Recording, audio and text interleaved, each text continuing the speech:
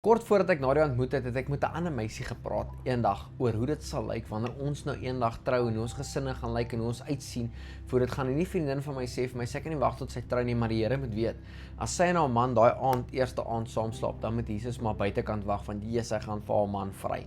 Ek het myself gedink, Jesus, baie oud, jy weet, God het die intieme oomblik geskape vir die huwelik. Dis hy wat dit geskep het.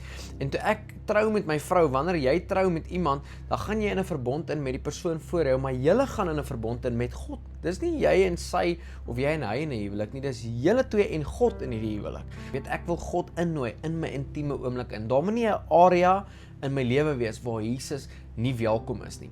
En hoeveel mense vandag met Jesus net by die kerk is. Weet, hy gaan Sondag kerk toe, maar Maandag tot Sondag gaan hy net werk toe. Dan gaan die kerk nie meer saam nie. Die kerk bly by die kerk, die werk bly by die werk. Ons bring nie die kerk in die werk nie, ons bring nie die werk by die kerk nie. Hy trap hy sigaret dood net voor hy by die kerk ingaan en hy steek hom weer aan as hy uitgaan. Weet, hy sing 'n liedjie, ou preek 'n bietjie, hy skiet 'n tikkie en dan gaan hy ou aan met sy lewe.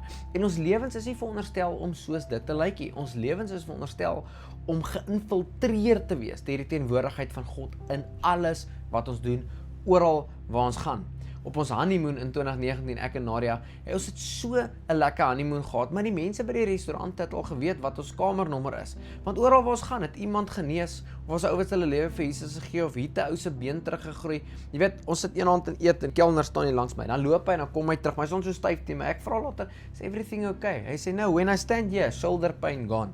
When I leave, shoulder pain come back. Ek sê, no, we sort that out quickly. Lê hande op hom, bid vir hom, die Here genees hom. Nadia bid vir die ander waitress waar daar so staan. Sy sê, oh, thank you very much. Nadia sê, do you know who just healed you? Die vrou sê, yes, you did. Nadia sê, no, Jesus healed you. Sy sê, oh, can you ask Jesus to come to Mauritius? Ons sê, Jesus is by Mauritius, hy is hierso. Weet die een ou, ek vra vir hom, hoekom is daar so baie verskillende standbeelde onder die boom? Hoekom is daar so baie gode? Hoekom bid julle tot so baie gode? Toe nee, hy sê, one must work. Ek sê, there's only one that works. There's only one that is alive. All of the others, they dead. Jesus didn't stay dead. He rose again. He's alive today. He wants to know you personally.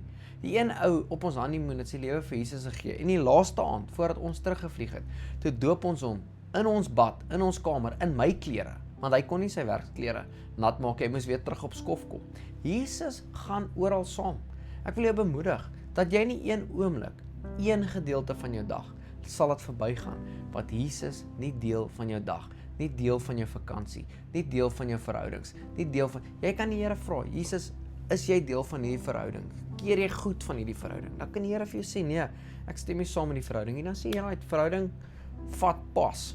Ons gaan nie sit waar Jesus nie wil sit nie, ons sit om die tafels waar Jesus wil sit, ons gaan net saam met hom, ons luister vir hom, ons doen wat hy wil doen. Ons is nie op ons eie missie nie, ons is op sy missie hierso. En Jesus gee vir ons toestemming om saam met hom te kan beweeg. It is the Great Commission.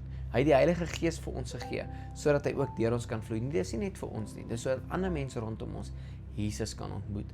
Vader, ek dank in die naam van Jesus vir die kosbare Heilige Gees. Dankie Here, dat hy elke gedeelte van ons lewe infiltreer, of dit op die plaas is, of dit by die werk is, of dit by die kerk is, of dit in verhoudings is, in ons huwelike, in ons finansies, in ons keuses. Here, die statistiek sê 'n gemiddelde persoon maak 35,000 keuses 'n dag. Mag u deel wees van elke keuse wat ons maak, in die naam van Jesus bid ek dit. Amen.